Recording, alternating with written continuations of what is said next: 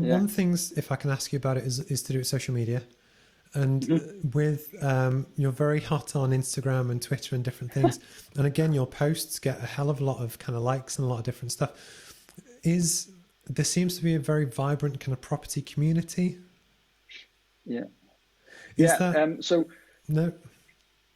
Property, you're absolutely right. There is a growing, vibrant property investing community. And I think the reason for that is everybody loves to see a before and after picture on a property. So if you show them something that was a dilapidated house with swirly carpets and net curtains, and then you've turned it into a really high-end contemporary apartment or staged property for selling, then people love that.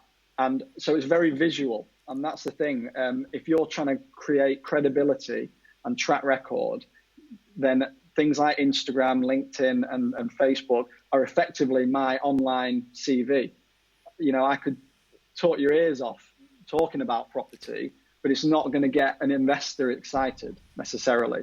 They want to know that you know what you're talking about, but they also want to know that you've got a proven track record. And the first thing someone does if they hear about Charlie Sullivan or Capstone Fox Properties is they're going to Google me. Yeah. And if my Instagram page comes up and they can see I've got hundreds of posts showing tips on how to avoid bad deals and what to include in your refurbishment costs and what we offer investors, then that does a lot of the groundwork, if you like, towards them believing whether I'm a credible investor or not.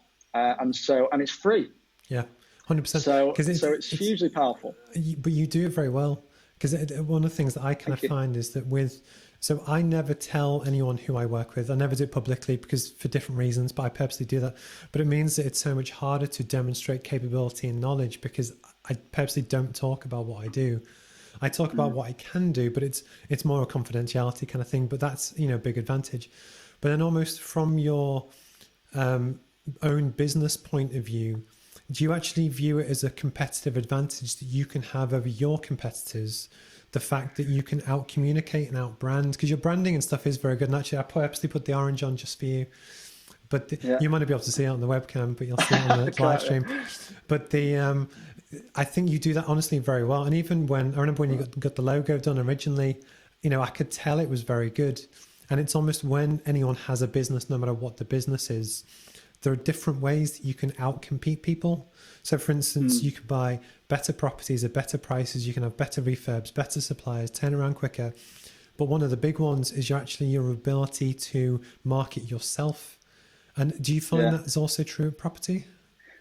Yeah, and I think ultimately, whether we're buying flats or commercial buildings, whatever it is, at the end of the day, like we are the brand.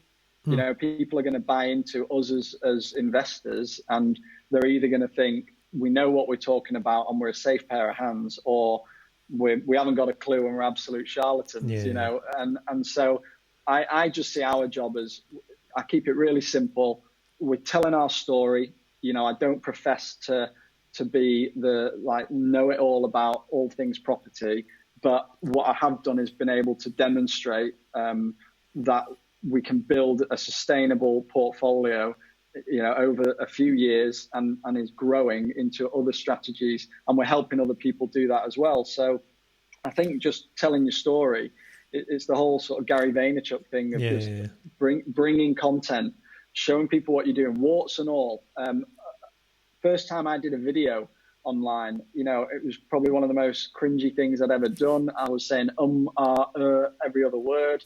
But if you don't start somewhere, you're just never going to start. So get yourself out there, start building your brand, tell people what you do within the boundaries, I guess, of what you're allowed in what you do, Steve. You've got some NDAs and restrictions, I'm sure, but people will buy into you as a person. And we found that hugely powerful in what we do. And I think if we didn't have an online presence, then we wouldn't have done half of what we've done. Because I think I had a conversation with a lady on the phone about an hour ago, and she was talking about how should she promote herself. And again, it's different things for different people, but I was saying, look, that she should use video just on her Samsung. you know, just, but because I think the big thing is about video that you can't fake it. So anyone can write a very clever post that's well written and stuff, but actually it's to do with body language, tone of voice. People can tell that you know just how you're talking about property, that you kind of, you know what you're doing. And I think as well that almost the story side of it is important, because I think we're the same age, give or take, but it's almost where, we've probably got about 30 years left of this kind of stuff. And I kind of knew as well is that although my first kind of live stream was last week, and I knew it could have been terrible, it still might be, but it's the progression. So I purposely say with this as a branding point of view, bought proper audio equipment, cameras, lighting, everything, even though it's at home, just because I want to build a brand at that level. And even if nobody watches, it's how you just build it over time. And I think you guys kind of do that really well.